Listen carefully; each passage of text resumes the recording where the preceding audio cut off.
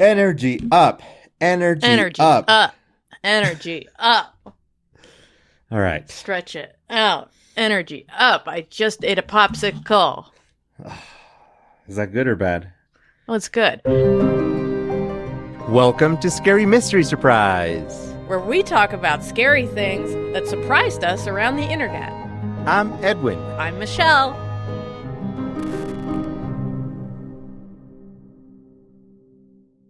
All right. Michelle, I got a question for you. Yes. Okay. Did your parents ever scare you at home? In what way? Like intentionally or like accidentally? Intentionally, to try to alter your behavior. If you don't brush your teeth, you'll get false teeth. And then like my grandparents would take their plate out. That kind of thing, I'm kind of thinking. Okay. So it's a very common thing that we see, like parents, grandparents, aunts, like they have a way to kind of scare you into acting properly, like acting the way you're supposed to and behaving really well. Right. Yeah, if you ever have sex, you'll get AIDS. You know, it's funny because my parents didn't actually scare me like intentionally. I actually got it from the rest of my family, specifically for my aunt and grandma. My mom was always scared of ghosts. So like, there's no way she's going to try to scare us or, you know, my sister and I or whatever.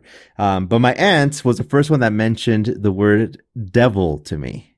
And she was like, if you don't do this, like, or you don't finish your food, the devil's going to come at night. And I'm like, the devil? Like, I didn't know what that was. Right. So I asked my dad, I'm like, you know, I was like, well, what's the devil? And then he's like, oh, it's something bad. I actually wrote it down here. He said it was a thing that people talk about to scare others. And I remember that because it was like, oh, okay, well. He like gave you the power back in that situation as opposed to being like, yeah, the devil's something really bad that like you got to look out for and we have no control over. But no, he's like, no, people use it to scare people. Yeah, I guess he gave me part of the definition because that's kind of true. Still, though, it gets you. And I know it has different things. Like I got to know this evil thing that would get you at night if you didn't change your underwear or whatever. Like el coco, el cucuy, el chamuco. I don't know what any of these mean, right? El chamuco. I have no idea. Anyway, I was trying to find some US versions of this type of thing, like fears in the US. And I found the Boogeyman. Of course. Right? Like, this is one of those things where you're like, duh, this is one of those creepy things that's going to come get you if you hit your sister or if you stay up late. Yep. If you stay up late and watch those Girls Gone Wild commercials that you're not supposed to see at night. The Boogeyman also has a movie, but of course, I haven't seen it. Of course, we haven't seen it.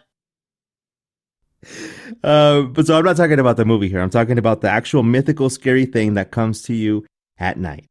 So here's the story of Michelle, who grew up in the most unfortunate of places, Staten Island. There's going to be some fighting words from our Staten Island fans. She would walk home from school with her 3 friends, Mary and Joe, both the same age as her. There were 2 corners that Michelle didn't like. She had trouble reading because of her terrible eyesight, plus she didn't care for words back then, so she couldn't identify the street names and the signs, but she knew them kind of.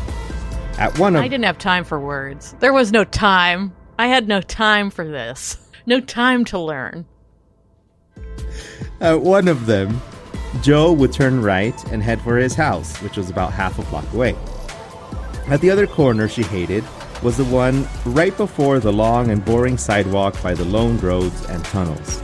And that's where Mary would turn left and say goodbye to Michelle, who would walk the rest of the way alone. You know, she tried to keep her mind off scary things, so she would opt instead to hum a song to herself. So again, it's the 80s, so I'm assuming it's Every Breath You Take by the Police or something like that. So it's just every breath you take seems fitting for what's about to happen. As she's about to go through the wooded area on her way home, she suddenly hears someone whispering, "Hey, little girl, come here." Oh, no. And she turns around and she sees nothing. But then she picks up the pace. And the rhythm of the song speeds up too. I watched an interview with Sting once, and he was like, yeah, people come up to me all the time, and they're like, that's my wedding song. And he's always like, good luck. Like, can you imagine? I'm going to walk down the aisle. I'll be watching you. I'll be watching you. She hears footsteps behind her, and when she turns around, he's there. Some dude. Some dude. Oh no. I hate some dude. She freaks out and starts running. Fortunately for her, she was the fastest runner in her class and was very fast. So she makes it home, the pencils and her notebooks rattling in her backpack as she finally makes it to her front porch. Phew. Her mom notices just how stressed out she is. So she comes up to her and is all like, oh no, what did you see? And then she's holding onto her, grabbing her by the shoulders to get her to describe the man she had just seen. All Michelle could say was, oh man, come here, little girl. Some dude was there. So I didn't know what to do. Some dude was there when I turned around. So when Michelle's mom hears the description, her face turns pale, and she looks off into the distance in the most dramatic sense you can imagine. Oh, God. Just imagining my mother doing that. She then stands up and says, Cropsy, the boogeyman. And then she grabs Michelle and pulls her inside and then shuts the door. Michelle can't believe her ears. Is her mom afraid of the boogeyman? And even you, by the way, Michelle, and the story is you, Michelle. At your 8 short years of age, you know that this thing can't be real. Before you know it, your mom's on the phone with the police. And then you realize that this thing is real. It's the boogeyman.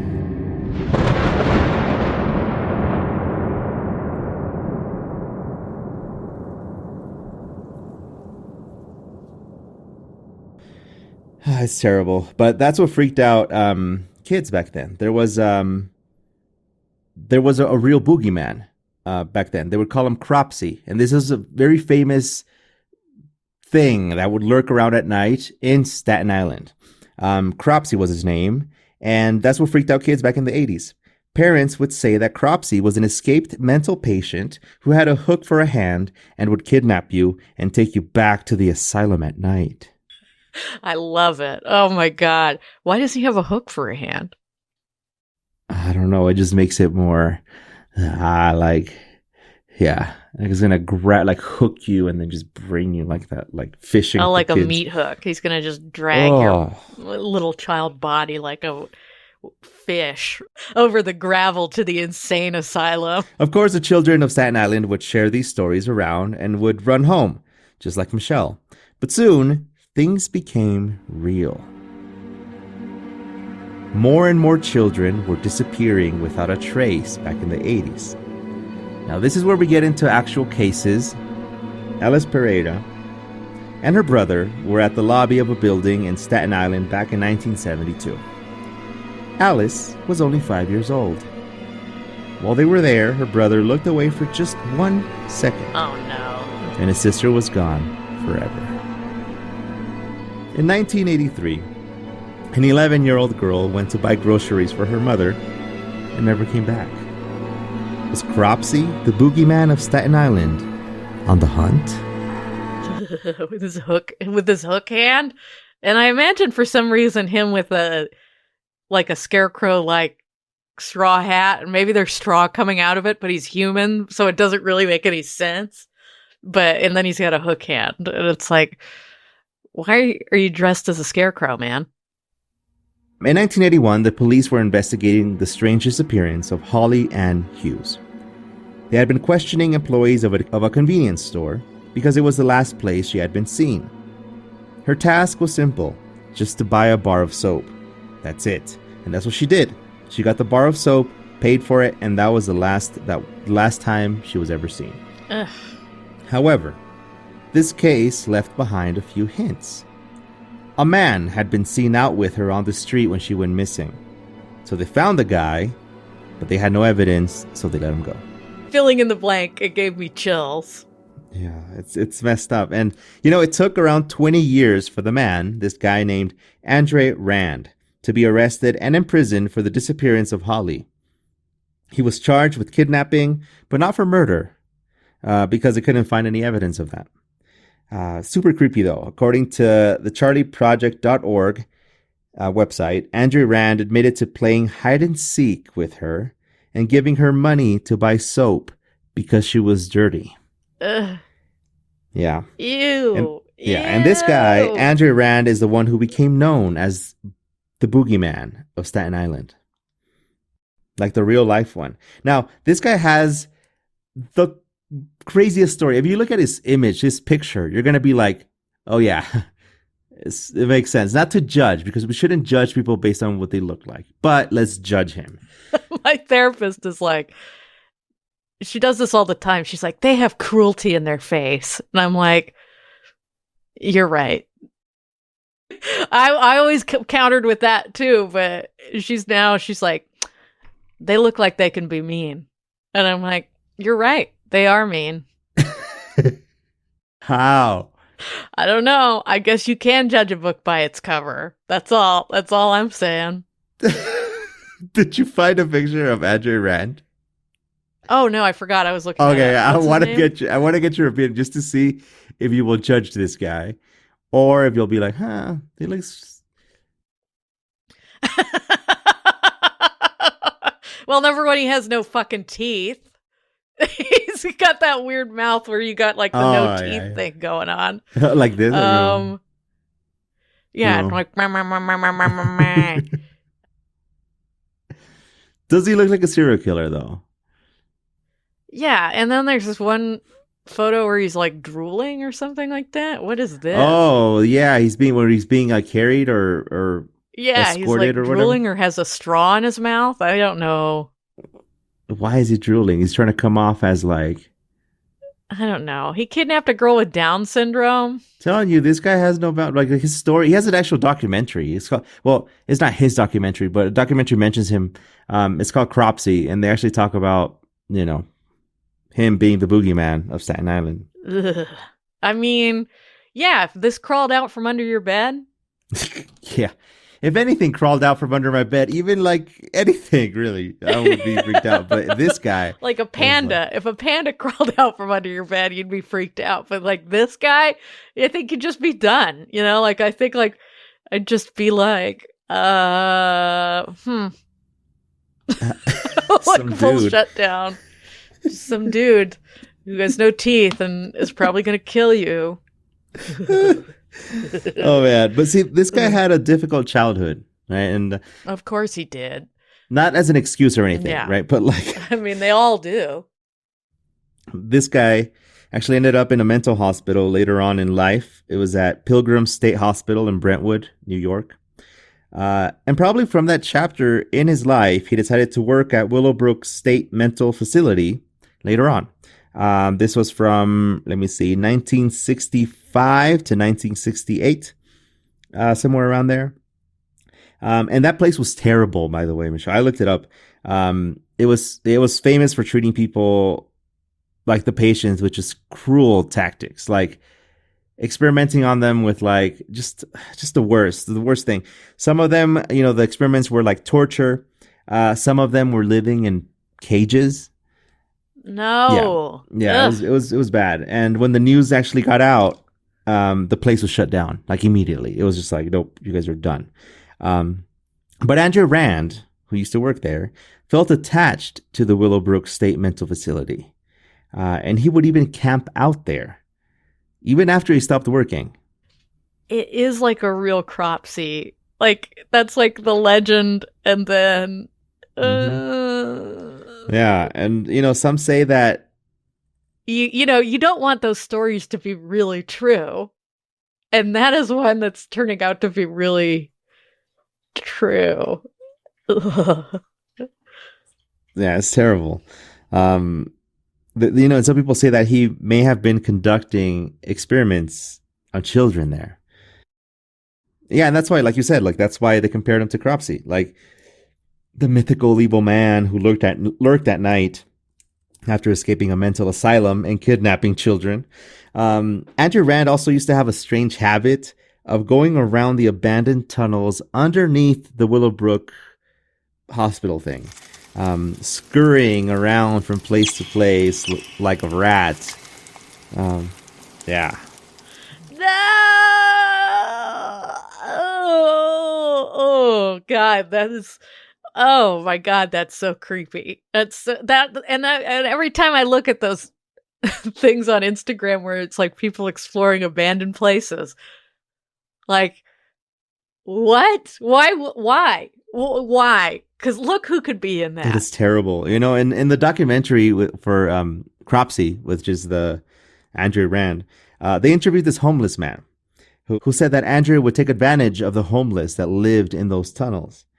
And also said that he had actually grown a following inside of the tunnels, kind of like a cult of darkness of the underground. Oh, Like oh he had followers God. and stuff. So some of them may have committed crimes for him or helped them do things. Is it true? I don't know, but still.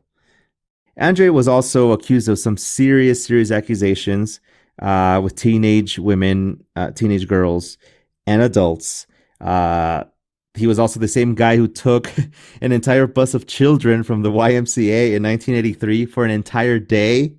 What? This is bizarre. Wait, where did they go? He just kind of took them on a trip. Like they even stopped at White Castle for food, and then took them to the airport to watch airplanes land. And that.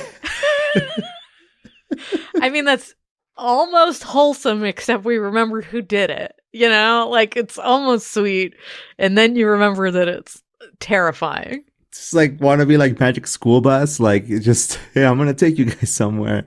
Let's go watch airplanes. The only thing that it landed for him was he got 10 months in prison for doing that, which is weird. It was weird. It's a weird situation. That's weird because it's kidnapping. I mean, Right. think about if that happened now. Like, think about like if somebody took a school bus of kids now, it would be all over the news. It would be on the news cycle for weeks. That person would be in so much trouble. Anyway, in 1987, it was July 9th, actually, there was this girl, Jennifer. But Jennifer was last seen at a store, and witnesses claimed to have seen Rand walking with her down the street. People in the community were pissed, by the way. Like, they hated this guy. They called him a monster, a pervert. Like, they just hated this guy. Because Staten Island, I mean, even though it's relatively small, right? Like, as in, people would probably, it's a community, so they know each other and stuff. So volunteers, after Jennifer was last seen, she disappeared. Volunteers went on a search through Willowbrook's grounds, which is a mental, asylum thing. And one of them found this just a gruesome scene. Out on a patch of dirt, they saw a tiny human leg sticking out of the ground. No. Yeah, and it was Jennifer. So, like for me, when I reached that, I was like, "That's enough. Like that's enough." So I'll end with this. Andrew Rand wrote this creepy letter from prison on Mother's Day, 2011. Oh my God! Wait, is he still alive? He's not still alive, is he? He might be. I mean, he's supposed to. He won't be eligible for parole until 2037. Let me make sure. Let me see. Actually, right now, it doesn't say he's dead, but let me check Wikipedia.